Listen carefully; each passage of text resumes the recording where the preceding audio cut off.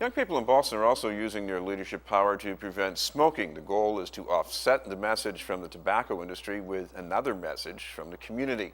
For developing that message, our guests were singled out by a digital media contest. The contest was sponsored by the smoking prevention program, the 84. Both are active with a youth organization in the Mission Hill neighborhood of Roxbury. We'd like to welcome a grand prize winner, Anthony Price, and one of the second place winners, Yorling Valdez. And of course, that organization you're with is Sociedad Latina. Right. I want to start with Anthony Price about what got you interested in doing an anti-smoking message. What got me interested in doing a tobacco prevention message is just because a lot of young teens are smoking and it is affecting our health, and I think that is something that needs to be addressed in the community. And what about your case, Yorling Valdez? What got you going on this? Well, tobacco prevention, I have a lot of cousins and friends that they smoke as well. So if I can kind of address the youth and my cousins and friends with like urban type music and still make it sound good, it's an accomplishment to try to help them stop smoking cigarettes. Tell me a little bit about what you produced, Anthony, because this song that you came up with, this is not strictly about not smoking, but I guess you wanted people in your age group to focus on an attitude towards life, I guess, right? Yeah, it was a song that I just came up with the idea. I was thinking about a song about living life. And then my supervisor told me about a digital media contest that was for tobacco prevention. And then I figured like this is something that relates, like it would definitely work because living life, you know, you gotta be healthy to live, you know, so it definitely related. Yorling Valdez, what about what you worked on? What exactly did you put into your message exactly?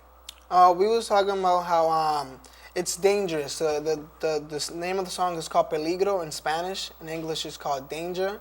So it's kind of, we put it like a mark or kind of like a trend to like not smoking cigarettes. So now every time someone smokes cigarette, it might be like peligro, so meaning like danger. So it's kind of like a trend on not smoking.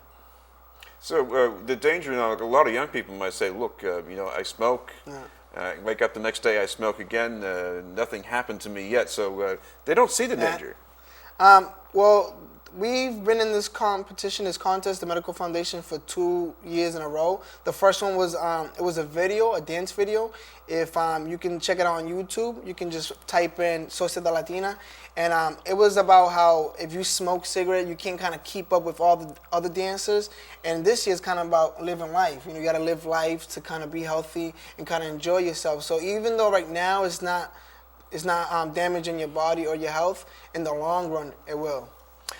Anthony, living life, it sounds like you're also concerned about other forms of behavior that is destructive. Yeah, most definitely. Violence in the community, things that could be prevented. I feel that if a situation could be prevented as far as like youth violence, it definitely should. There's too much going on in the communities, well, a lot of communities throughout Boston, so.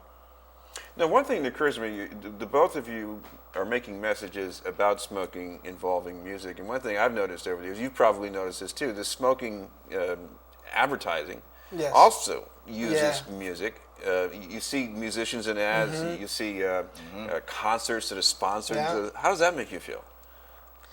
It kind of makes me feel, it kind of motivates me more because they're trying so hard to kind of address our youth. So we're kind of pushing that force back with our music, and we're kind of one of the lucky ones to have this kind of music program. So we kind of use it to our advantage, and we kind of, I would say we overpower them because they don't know what it is to be a youth, or maybe they did, but just like at this time period now, we're kind of more aware of the signs and the advertisements on concerts and convenience stores. Anthony, how do you feel? Because I see some of these ads, they show some musician who looks like a model more than a real person. Yeah. So how do you feel when you see that? I just feel that it's going to be people out there that take the message into consideration and use it to their advantage, and it's going to be people that stick with their same idea about whatever, like, yeah, I wake up every day and I smoke and nothing happens or whatever, you know what I mean? So some people are considerate and some people just take the message and By the way, tell me a little bit about the program, because I know you bring your individual talents to this, but how do you get from that to the finished product? Because what you have is Sociedad Latina. Explain a little bit about that. Well, at Sociedad, I'm one of the beat making coordinators, and I teach younger youth how to make beats. So I'm around youth all the time. Since Sociedad, I've never made a beat before. Explain what goes into that when you make a beat. Make a beat, or it goes a lot of patience, a lot of like commitment. If you don't have a creativity and you don't have the mind of music, you can't do music. You can't make beats. You can't stay on one computer for so long and make a beat and be like, okay, this is gonna be a tobacco prevention. You gotta be committed. You have to see it go at the end of the project that you're doing. Anthony, what about you? What about the things that you were able to use there and how you got from the initial idea? I feel just from experience and just things that kind of fall into place sometime when I'm writing my music. Like sometimes it's just like, okay, things fall into place and it just stems an idea, and that's where I go with it from there. But when you're working on this, you need a place to go, you need some equipment to work with, right? Oh, most definitely. Sociedad Latina, the organization, is definitely a big help because we have a music studio. It started off from a kind of nothing. You know, people gave us a lot of funding, and it just stemmed to something big.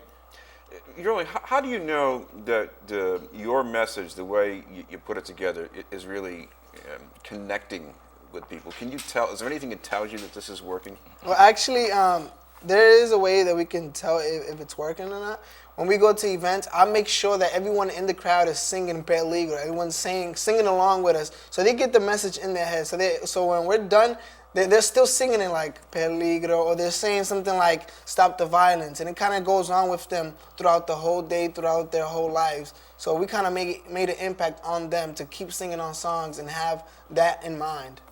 Anthony, what about you? Did you see anything in your running around the city with this that tells you that people are really tuning into it? Yeah, just the feedback. Like, you know, the 84 Medical Foundation giving me the award for the digital media contest gave me a idea that someone's taking what we're doing into consideration. Mm-hmm. So that definitely was something.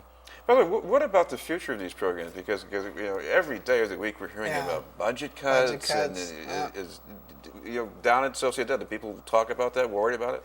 Yeah, we actually worry about it, but we're not that worried because right now we're coming out with an album, May 27th. We're coming out with an album. We're raising money to have, I guess, more funds for the next era, next age of people. So it's kind of, we're starting off now, but we're raising so much money so the next kids or youth can work on their own albums and have more messages that kind of concern that time era.